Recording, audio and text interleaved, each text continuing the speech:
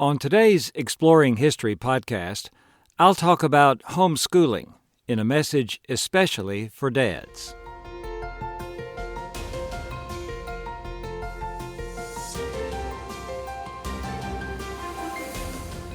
Welcome to Exploring History with Ray Notgrass, a production of Notgrass History.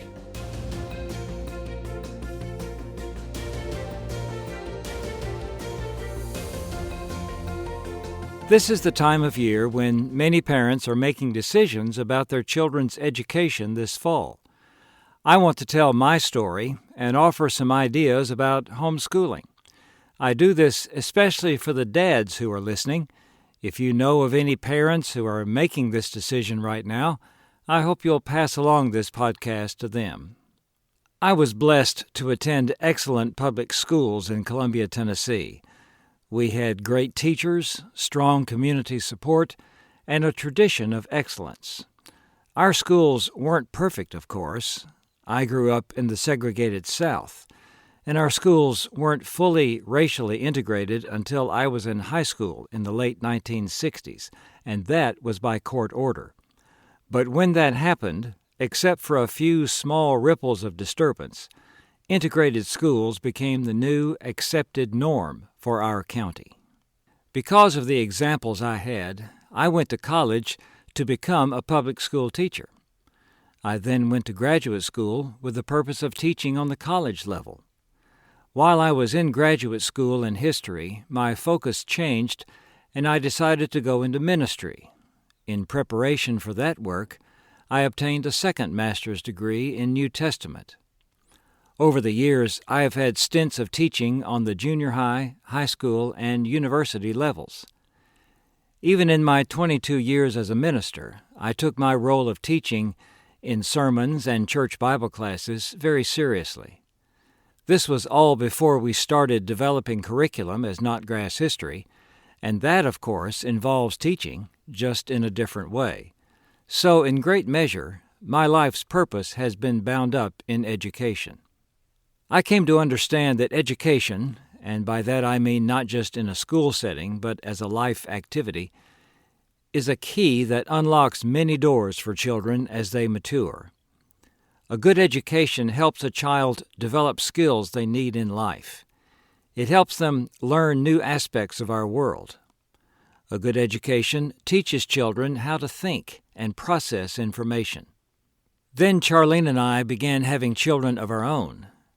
And education went beyond a profession, beyond being a part of American life, and became personal, something that affected my own family, our own children. When our children were preschoolers, Charlene told me about an idea she had heard called homeschooling, in which parents, not professional teachers, take the responsibility for providing the formal academic education for their children. Charlene, always the devoted mother, loved the idea. From the first time I heard about the idea, I knew what I thought about it. I didn't like it. I thought children needed to be in schools. That's where the trained professionals are. That's where the resources are housed. Public education had worked for me, so I figured it would work for our children. So our oldest child spent a year in a church-sponsored kindergarten because where we were living at the time didn't have public kindergarten. Then we enrolled him in the neighborhood public school. I remember very clearly sitting in our car one afternoon in the school parking lot, thinking that I was beginning the process of losing my connection with our child, of letting him go. We had had him under our primary guidance for 6 years, and now we were turning him over to the guidance and training of others for the next 12. I didn't much like that idea, but I assumed there was nothing I could do about it. Charlene and I were still going to play key roles in his life, of course, but those roles would be less and less significant as time went on. Over the next few years, while we had a generally positive public school experience with our 3 children, 2 changes began taking place. One, we became increasingly unhappy with some aspects of our public school experience. Some teachers' attitudes and some curriculum that was used were not what we wanted our children to experience. Second, we became more and more aware of the agenda that lay behind the direction public schools were taking. So I became willing to give homeschooling a try. It had its share of tough spots, it took a lot of work, and it took us out of the typical way of life we had come to know. But it also had many positives. Our children could explore at greater length topics that interested them. We could lessen the negative stuff going into their heads and hearts, and we had more opportunity to instill positive subjects and attitudes, things we wanted to be in their heads and hearts. We also became a closer family. We had lots of fun together. We could slow down the rush of activities that often defines family life in America today.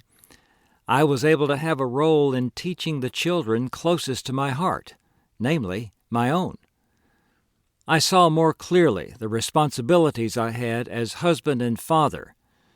In the last few years, I have been richly blessed to see our children have children and take up the role and responsibility of teaching and training their own. I have also seen homeschooling move from a fringe activity that a relatively few parents attempted to a widely accepted educational option that has achieved great results with a continually growing number of families. Needless to say, my own thinking about education has changed and grown. So here we are today. Your situation is not 1990s America, or colonial America, or prairie America, or 50s and 60s small-town America. It's contemporary America, with social media and today's moral and religious assumptions and political agendas, but with the same critical need for parents to train their children in what is most important. It's the time not for my parents to be rearing me, or for Charlene and me to be rearing our children, but it's the time when you are rearing your children with the pressures you feel and the decisions you have to make. I think most of us would agree that public schools are not what they were in the 1960s. They are what they are now. The common assumption for a long time has been that what goes on in a brick-and-mortar building will provide children with the training they need. That's not necessarily the case, and it's not the primary educational source they most need, which is you. Parenting is much more than a biological role. It's more than providing shelter and transportation for your children. It's providing what they need for life, and this includes protecting and training their hearts.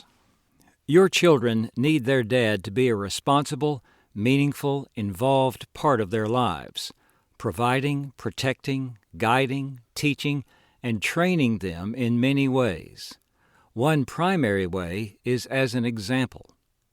Many people can and will play important roles in your children's lives, but only you can play the critical role of father. Boys need to see a model of manhood. Girls need to know what it feels like to be safe and cherished by a man. This leads me to the specific question of homeschooling. I want to make one thing abundantly clear. In absolutely no way am I trying to create a brick-and-mortar school versus homeschooling antagonism. Our country is too divided as it is. We don't need to set up opposing camps about our children. Neither group should feel threatened by the other. Our kids need to see grown-ups behaving as, grown-ups, respecting the opinions of others, cheering each other on in this often challenging job of parenting, and using our energies to pursue the goal of training godly citizens of God's kingdom and our nation. For homeschooling to work well, you and your wife and your children have to be together and completely on board. You or your wife might think, I could never do that. I've heard some moms say, I'd kill my children if I had to homeschool them. You know, that can be a great line to end a discussion on the subject. Of course, those moms wouldn't do that. But if that reflects any element of the real situation in your heart, it's time to stop and rethink where your heart is regarding your family. Even if you don't decide to homeschool, you need to ask the Lord to bring the hearts of your family members together. You might be like I was. When you hear about homeschooling, you might immediately think, that's not for me. I urge you not to do that. Think first about what your goals are for your children, even more what God's goals are for your children, and what is the best way for you to be God's servant for Him to accomplish those goals. I encourage you to think about homeschooling as a viable option. There are tons of excellent curriculum choices, many group learning situations, many groups that have families who share your beliefs and values. There are people who can help and encourage you, other dads, local support groups, and state organizations. Everyone's story is different. Every situation is different. But there are common elements that people share, and seeing how others handled training their children can help you in making the decision. It will be hard, and there will be some discouragements, but I believe it will be worth it. After all, is there anything worthwhile that doesn't have hard things that come with accomplishing that goal, such as playing a sport or learning a skill? And is there anything more worthy of your best effort than how your children turn out? I encourage you to make a proactive decision about how you train and educate your children, and not just decide in reaction to conditions today. But it seems to me there is a valid concern about children's physical safety, the purity of children's hearts, and the agenda that many have to promote a certain worldview in our schools. Do some research, and by all means, include sources that are positive about homeschooling. Talk to people who have done it. Feel free to write me at ray@notgrass.com with questions you have. You might be concerned about what people might think, maybe what your own extended family members might think. I encourage you not to be concerned about that. You will find people who will question your decision and people who will support your decision. Respect what your parents say. Develop solid reasons for why you decide as you do. Think long and hard about what you are convicted that you must do. Think about the result you want to look back on in 10 or 20 years. 10 or 20 years from now, don't look back and wonder what happened to your children. Don't have regrets about what you should have done. Teaching might not be your thing, I understand that. But living is, and how to live is what you are in a unique position to teach your children. I'm interested in how children are educated because education has meant so much to me. I believe homeschooling can accomplish much good. It fits well for many, many families. But the question is larger than what education means to me. The question is what education means to you and your children, your family, and how best to accomplish that. From my heart, I ask you to consider first who you are before God, then who you want to be for your family, then what kind of legacy you want to leave for your children and in your children. If you are facing this decision for the next school year, I encourage you to pray sincerely about this decision. I'm Ray Notgrass. I pray that God will bless you and guide you in this important decision you face regarding your family. Thanks for listening.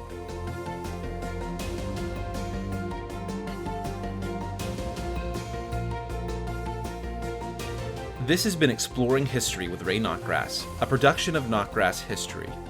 Be sure to subscribe to the podcast in your favorite podcast app, and please leave a rating and review so that we can reach more people with our episodes. If you want to learn about new homeschool resources and opportunities from Notgrass History, you can sign up for our email newsletter at exploringhistorypodcast.com.